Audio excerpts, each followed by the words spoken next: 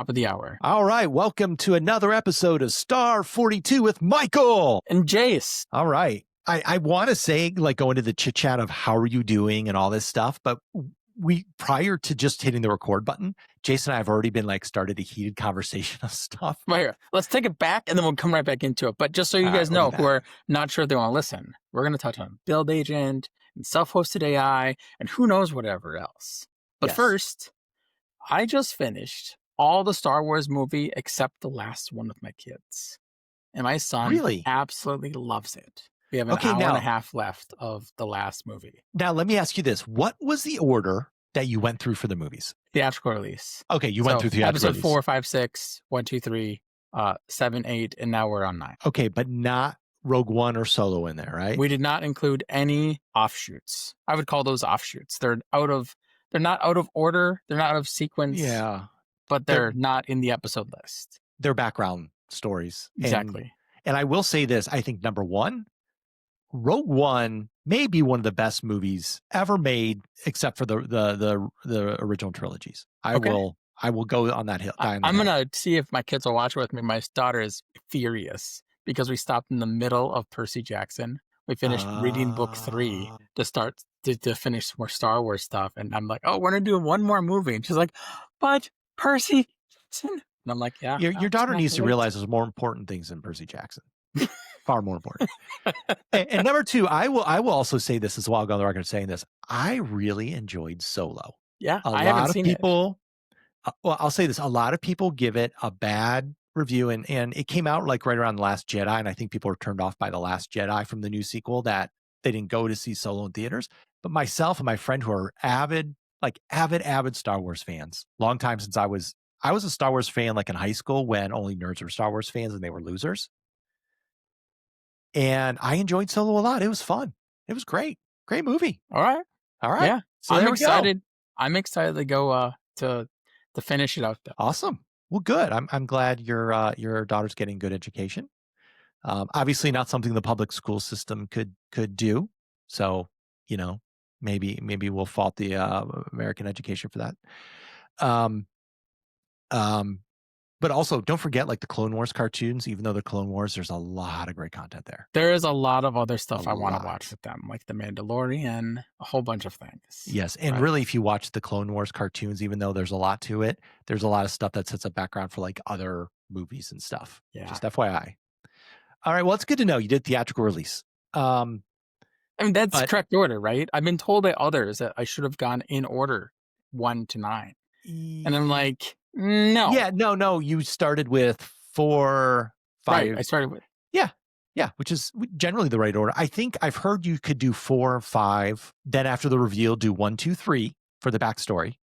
And then go into 6 for we're tying off the Anakin Skywalker stuff. I see. So and then skip 7, 8, 9. Just skip it. I want to add a little bit more flavor to this because I think it's just so interesting. So, what was I going to say? The only other story that's kind of like this, where people have these heated opinions that I know about, is the Chronicles of Narnia. Because the Chronicles of Narnia, the witch, the Lion, the Witch, and the Wardrobe. Yeah, no. You don't know that at all? I know of it. I just. Okay, so there's I prefer the epic movie comedy version that kind of summed it all together into a bunch of nonsense. That was only one book. That wasn't the whole thing. There's 6 books. Anyways, it's enough. There's a similar argument about which way it should be because originally the book order was different, and today it's a new order. I don't know if the Narnia counts for anything worthwhile. Lord of the Rings, Tolkien makes sense to me. Harry Potter makes sense. Star Wars, obviously. Narnia. It's a classic. You can't discredit it. I don't know. I guess I never got into it. It's okay. I'm not a huge I don't advocate for it all the time, but it's you should know of it and what it is. I know of it. I know there's a lion, a witch, and a wardrobe. That's one or whatever. It's fine. We're all good. Should we get into other stuff? You want to share anything about your week? Thanksgiving's around the corner. Thanksgiving, yeah, we're not going anywhere. We don't live around a lot of family, so I'm like, all right, we take it easy. I'll do some cooking. I do the cooking in the house. Yeah. Sometimes we like to travel, but this year we're like, you know what? We're gonna chill. We're also chilling. We're staying close. Are you guys gonna go see a movie or something? We do that. I don't think so. I love to do that. I think we're just like Thanksgiving is by far my favorite holiday, and not because of like what it represents historically, but because of the expectations of the people attending Thanksgiving are nothing. Oh, you know what's even better? What's that? Being Jewish on Christmas, the absolute best holiday here in America. Okay. Here's why. Number one, there's no holiday stuff whatsoever. None. We're Jewish. We don't celebrate any Christmas. We do Hanukkah. And by the way, Hanukkah, once again, is bottom of the barrel holidays. All you do is eat fried food, light candles every night. That's it. It's not even a day off holiday. You See, work. when I was a kid, I just heard Hanukkah is like 12 Christmases or 14. Is it 14 days? 8 days. Yeah. 8 days. It's only in the US that giving presents is a big deal. So my wife and I are like, all right, you know what? We're going to go more traditional. We're going to do the eating the fried stuff like donuts or sufganiyot, as it's called. And we're going to play dreidel and light candles. But over the years, we're like, look, the real purpose of the holiday is to celebrate the Maccabean revolt against the Greeks and Syrians, which is like had a military victory against this much larger force. And incidentally, well, the whole point of Hanukkah really was you had Judah Maccabee. He had a small Jewish group against like this much more powerful, I think it was like a Greek Syrian Empire and Greeks military battle. And eventually the Greeks Syrians took over the temple and defiled it, right? And what happened was Judah Maccabee had this small resistance group that did basically guerrilla warfare to eventually beat them, which is very similar to the movie like Die Hard. So that's why I say Die Hard is really a Hanukkah movie. It's not a Christmas movie. All right. Okay. But that being said, when the Jews won and then they ended up, getting the temple back and had to clean it up, there was only enough oil for one night and they lit it and the oil in the lamp lasted for 8 days. So the whole oil thing is just we have to work God into some miracle here. The actual miracle is the fact that the small Jewish group beat these Greco-Assyrian military. They were vastly outnumbered. Wow. I did not know that. Yeah. At all. That's fantastic to learn. Yeah. And it's I think a rabbinical holiday. So it's not in the Torah or Bible. And so there's nothing around, no work or anything. So I know that was a tangent, but that happens on this podcast. But it does. On Christmas Day when you're Jewish, it's great because there's no work. Typically, no one's working. There's no family obligations because there's no holiday to celebrate. Most of everything's closed, minus Walmart and McDonald's or whatever. And you're just like, it's a true day off. Yeah.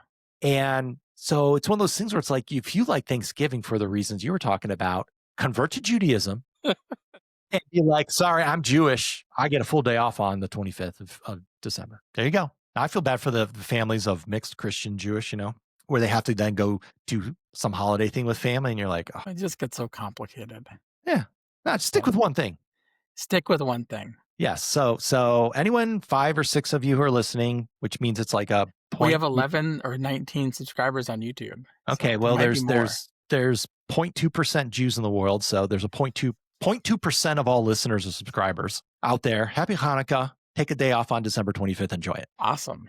All right. I didn't know that about that history of that. That's fantastic. Yeah. Thanks for sharing that. Of course. I'm full of useless. Well, I shouldn't say it's useless, but I think it's totally useful. If for nothing else, trivia. The funniest part about this whole Jewish backstory is when I worked at Children's Hospital for the department holiday party. We played this game where we had teams and they would ask a question. Everyone had to write in an answer. And if you had an answer that no one else had, you got a point. And of course, because they're being ecumenical and holiday stuff, most of everything, of course, people wrote in Christmas related answers. But since I was Jewish, I wrote in all the answers around Hanukkah. And there were things like, I think it was something like, write something that starts with an M. And I'm like, Maccabean revolt, and what's and they're like, what's holiday food you make at your house? And I'm like, sufganiyot. And so I would all this stuff. And we didn't win because they kind of cheated. Like, that's not fair. And I'm like, you said holiday. Like, it's the holiday. Yeah. Anyway. That's ridiculous. But I know I got cheated. Children's Hospital, if you're listening, Denise Zabowski, CIO. I feel cheated from the holiday party. I don't know there's anything they can do to make it right, though. No, there isn't. But just getting it out there helps. So there you go. Anyway. Have you seen and heard in this effort by the developer advocates and ServiceNow with the Build with Build Agent challenge? Yes. Have I? I Yes, I think you have. brought up this thing last week or 2 weeks ago when we last spoke, that you were trying to help somebody set it up so they can try Yes. it. Yes, and the output they sent me looked pretty cool. Yeah. I'll admit that. Well, because I don't know how not to do things, I know I, that. th- I thought, well, I wonder if I could get my local stuff or my own stuff to build on ServiceNow, similarly using Fluent to Build Agent. Now, I'm going to say this, I haven't used the Build Agent on ServiceNow yet. Like literally, I haven't touched it yet. That makes two of us. And I have reason for it. But first of all, here's my surprise expression of really? Can we check this out? And then I'm going to share the thing you sent me. Well, sure, you can share either of those things. There we but go. before you get into that, I did watch a few of the Build Agent Challenge videos that MVPs and CMAs and CTAs had shared. Really? And I'm a bit disheartened, to be frank. It feels like they're just very excited that it can make anything, even if it's not what they asked it to make. Do you get what I mean? Yeah. So the bar, in Yeah. my opinion, is quite low. And I believe ServiceNow may be using those videos and those things to like better refine what it does. But yeah, so that being said, I think the bar for what I made is quite low, but it's okay. So there's a tool called OpenCode you can install on a local machine, and you can hook it up to your choice of LLM provider or your self-hosted one. And once you do that, you can set up agents, and they can have tools that are configured, and you can have it run command line prompts and other things to do which one to do. Fun. And so I set up some agents to set up the ServiceNow SDK to get this. I had set up already on my computer, but I wanted to include it just in case somebody else were to take this.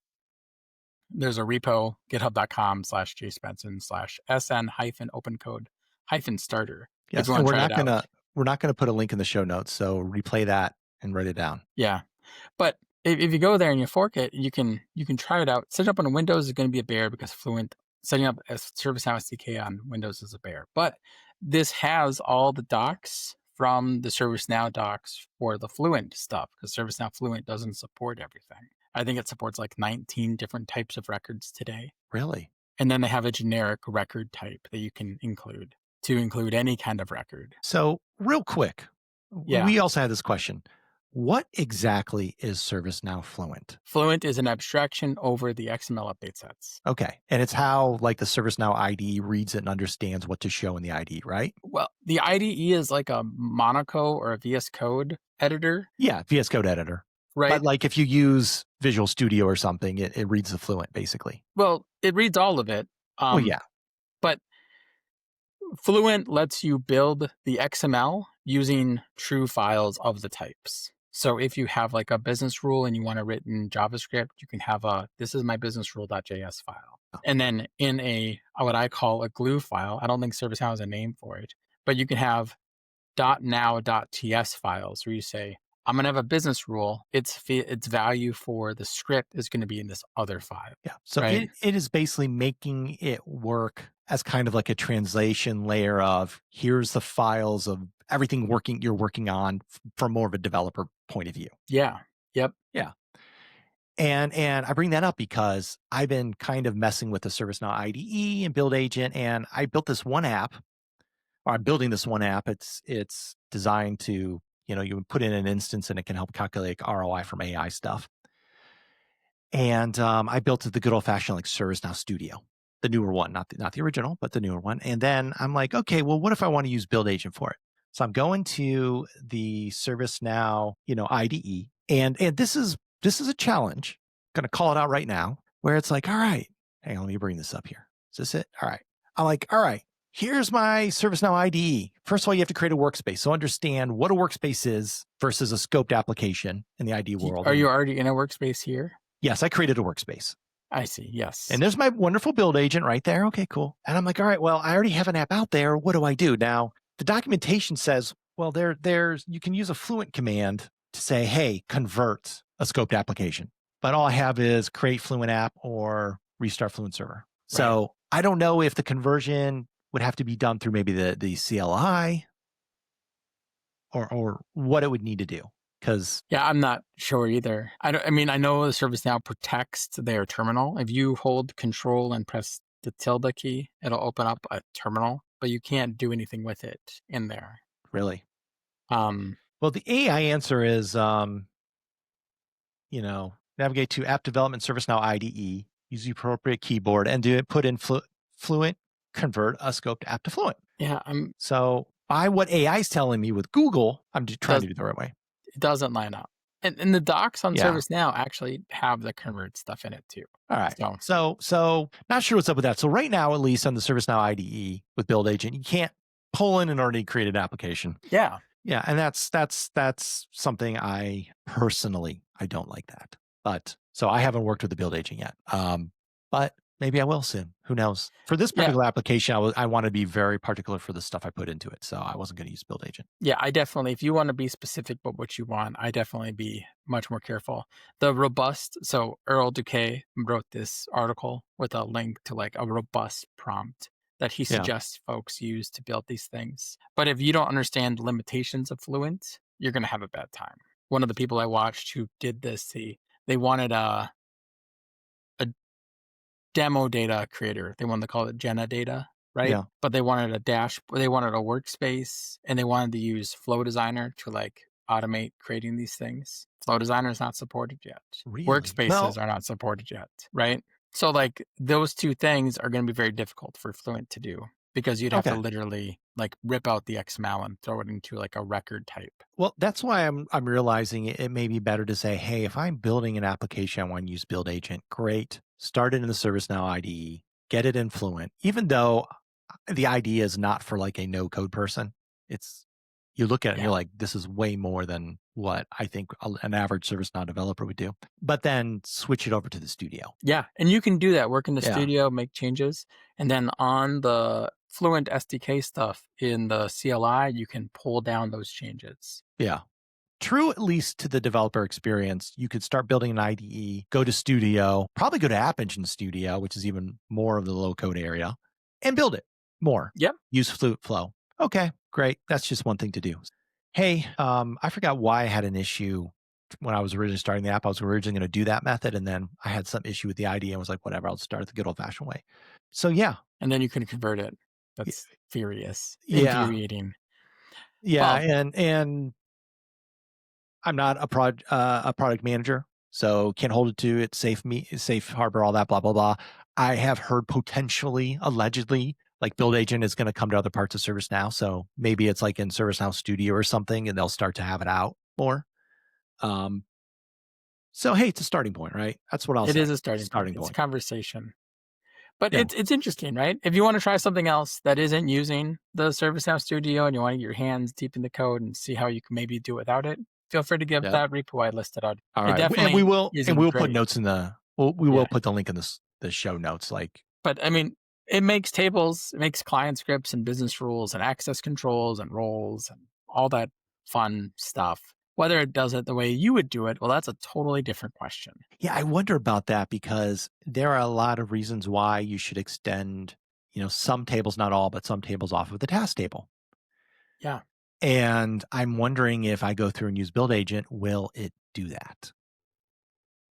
I have, once again, since I haven't done it yet, though, Yeah.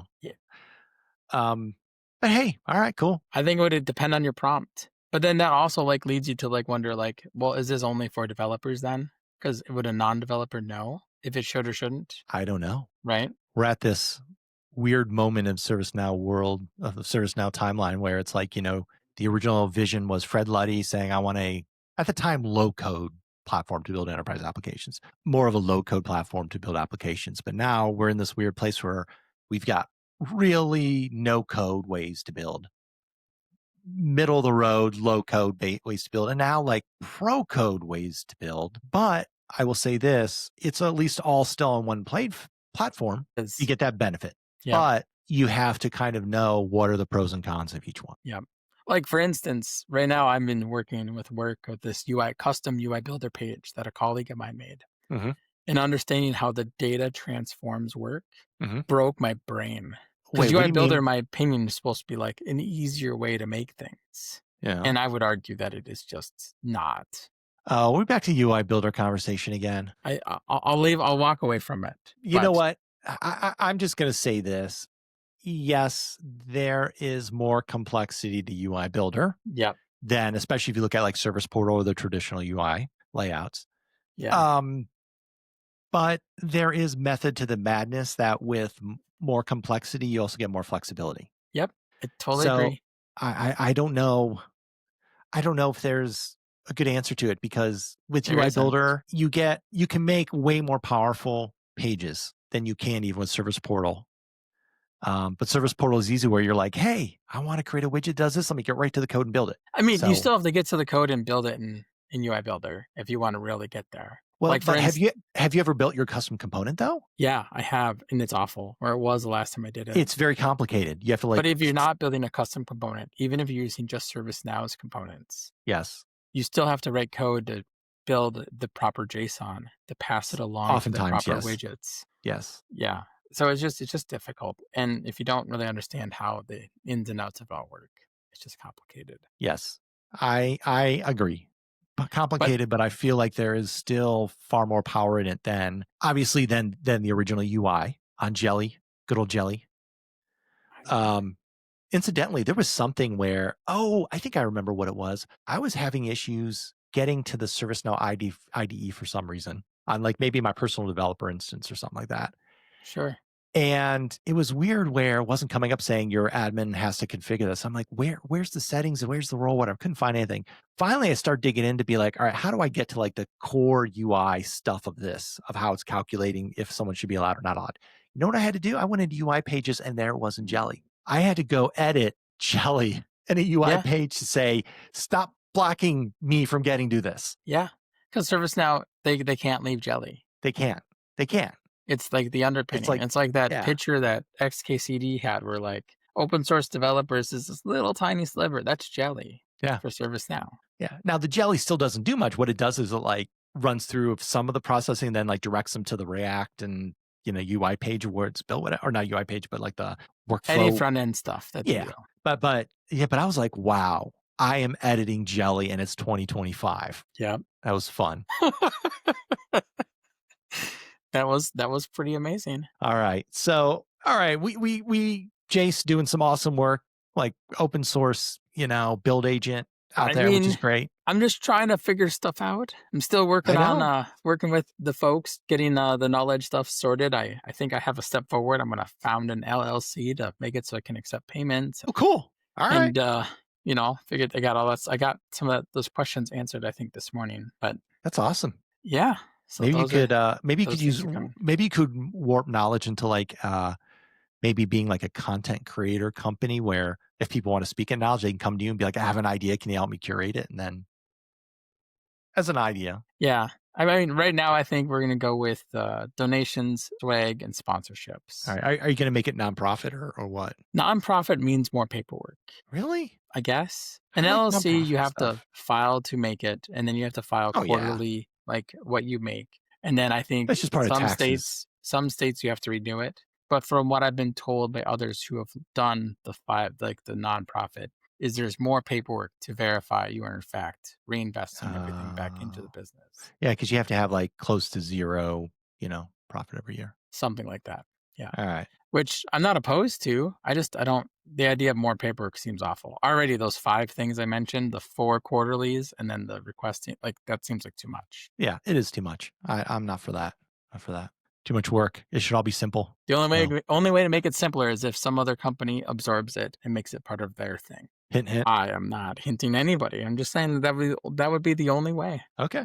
All right. So we had build agent conversation, UI builder, which we can't go there.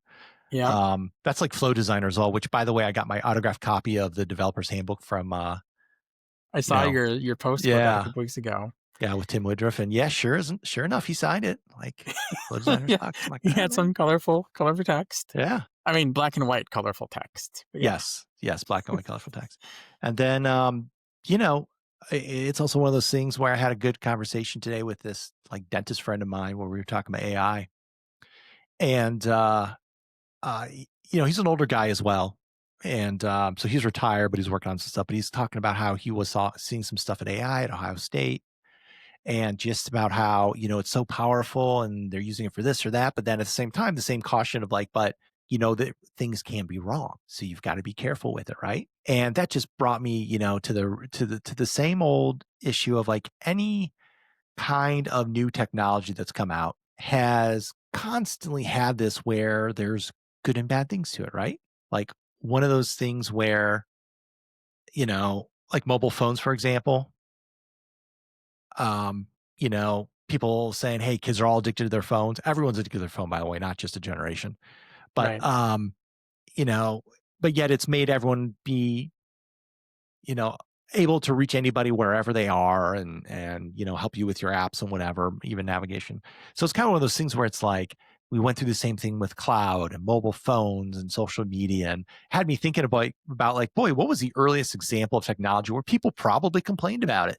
And then here we go. This image popped in my head, and the best part about it was I'm not an artist. I just had to tell ChatGPT what I wanted, and it did a pretty good job. For those who are listening, it's a picture of cavemen sitting around a Yes. fire in the background and two cavemen in the forefront talking. And Yes. one of And the guys is telling the other, kids today think fire is so great, but it's ruining their generation. And the kids in the background are fighting over some animal on a stick. well, they're Well, they're cooking their food, but one of them's hair is on fire. yes. Yes. So anyway, that popped into mind. I posted on LinkedIn. I don't think it got the like laughter and reviews I thought it was going to get. So I'm like, all right, maybe I missed the mark on that one. Well, I mean, I don't know. I think of this AI stuff like I do. If spell check were monetized in the 70s and 80s, I think that's what this would be. Maybe. Because like it's it's complicated, sure, but it seems to be people are trying to make it table stakes for everybody. But people are concerned that where you're sending the stuff to get spell checked is doing Yes. stuff with your data, Yes. Or right? or not even doing stuff, just now a third party now has your data. And so yet it's now another possible data breach, Yeah. But right? It's we all had that problem with every social network we signed up for, every yes. place we store anything online. Like it's a problem. And a lot of those places you can request the data, but like they don't make it easy. Like if you want to get all of your Amazon order history, right? You can do it, but you got to request it and it takes like 2 or 3 days. It's not like an instant thing. Well, I just go to my order history and just show through everything. Or do you mean like years and years worth? Years and years worth. I mean like everything, Maybe. everything. I've done it and it's very cool. It's very interesting, especially when you like pipe it into a program you wrote to like calculate how much you spent over the years. Then you're like, oh my gosh, I've spent a year's salary on Amazon. I'm never doing that. I don't want to know. I just don't want to know. And that's another one of those things where it's like from a technology standpoint, Amazon has made life so much better where you're just like, oh, here's things I need. Like I'm thinking about it now. I want to Yeah. order it now. I don't need it now. I just want to order now so I have it in my day or two, whatever. Yep. But They have then made acquiring stuff easy. yes, but now it makes it so easy to buy stuff. My wife and I are on this kick. My wife is now listening to this guy, Caleb Hammer, I think. Yeah, I love He's like a Caleb Dave Hammer. Ramsey. All right, you Yeah, love cool. he's a financial guy who pretty Yes. much berates or yells at people Yes. who are very unwise or make unwise financial decisions. Yes. And she's now like on this thing of like, we need to cut back on spending. And part of me is like, yeah, actually you're right too. You're right. We do. Yeah. Because regardless how you think the news is, if things are going to be going south for economically, Bitcoin's dropping, for example, seems like some of the AI stocks have gone down. Okay. Is there an AI bubble burst? I don't know. Was it a bubble to begin with? I don't know. I think there was some of a bubble, but at the end of the day, like I think AI is going to be here to stay. And while I think maybe some of the potential profits and everything could be inflated a bit, You can't do anything about the AI bubble. You can do something about your personal spending. exactly, So take exactly, control what you can, right? If you want to, exactly. And and then make things better. and then also realize like as Americans, as you and I are, like Americans traditionally are massive consumers. And it's kind of like my wife and I are sitting back looking at them. We're like, yeah, we're kind of like need to cut back on stuff. Like, I don't need that new lightsaber. Maybe I do. No, I Well, don't. I don't need that new lightsaber. I have like 4 or 5 already. right, but budget for it if you really need it. Like, Well, do you need yeah. the lightsaber or do you need it? Do you need this other unimportant thing? And maybe you get one of the 3 unimportant things. And Well, then you're spending a third of what you did, or at least you're well, buying a third of what you did. that's true. And the truth is, like, I've got all these Lego, like Star Wars Lego stuff, and I haven't like opened a bunch of them because I just haven't had time. And I'm like, you know what? I already got a bunch of Lego stuff anyway. I'm like, all right, maybe I should sell some of this stuff and just cut back. They say giving is like the best thing you can do when you've achieved I wouldn't call Are it you, wealth, but like are you trying to? once you've gotten enough money where money isn't an issue, right? Like I wouldn't say that I'm rich, but like I could give and it wouldn't hurt me. Yeah, if you asked me that like 10 years ago, like if I gave, it would take away from my personal stuff. Yeah, right? that's true. Maybe this is a moment for you and your wife to consider giving when you have that kind of stuff. Are you trying to get me to give you like some Star Wars Lego sets? I am not. But my son would absolutely love that kind of stuff. But do not. I don't know what I'll do. But anyway, Caleb Hammer, worth listening to and realizing, hey, if you want to get ahead in the game in general, don't try to get rid of that consumer mindset. Yeah. It really doesn't serve well. And I know like the American economy is kind of dependent on it, right? Like not only do public companies have to show they're making profits, they have to show they're making more in profits each year, which is crazy. That is crazy. Can I bring up one more thing? I know. All right, one more thing. We're on a roll here. So I sometimes doom scroll, right? It seems I do that like too. Everybody I try does. not to. But a couple years ago, my wife and I, we learned to go sailing. I don't know if I've told you this or I've brought this up ever. I love it. Getting on the water on a sailboat, it's quiet, it's clear, you can do stuff, and there's something about it that's just different because the wind is powering you, right? You have a motor, you can use the motor. No, that's what we need for the future. Like to save on petroleum, have boats powered by wind. I mean, they have these cruising sailboats. They exist. Like a cruise ship size sailboat. Well, it's like the fourth of a cruise ship. It's a whole new idea, whole new industry here. Anyways, I love sailing. And so there's this guy on, I don't know what all the platforms, but it's called like Sailing with Phoenix or something. This guy worked at Discount Tire in this corporate job.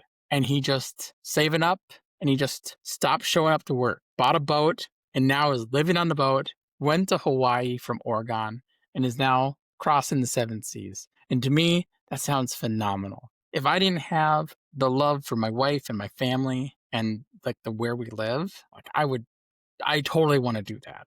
But I would have to abandon things that are here to do that. And I don't want to do this podcast without you. I mean, I would still do the podcast. We just have to find like spots to stop. Oh, or use like satellite. Most people who sail, they stay on the coastlines. They don't go across oceans. I mean, some do, I hear, right? And even then, you can get internet with certain devices, right? But it would be different. But someday I will own a sailboat. It'll be great. I don't think I ever will, but I'll go on yours. How's that? That sounds awesome. Awesome. Yay. Got a friend with a sailboat. All right, man. Well, it's been fantastic. So glad to hang out with you.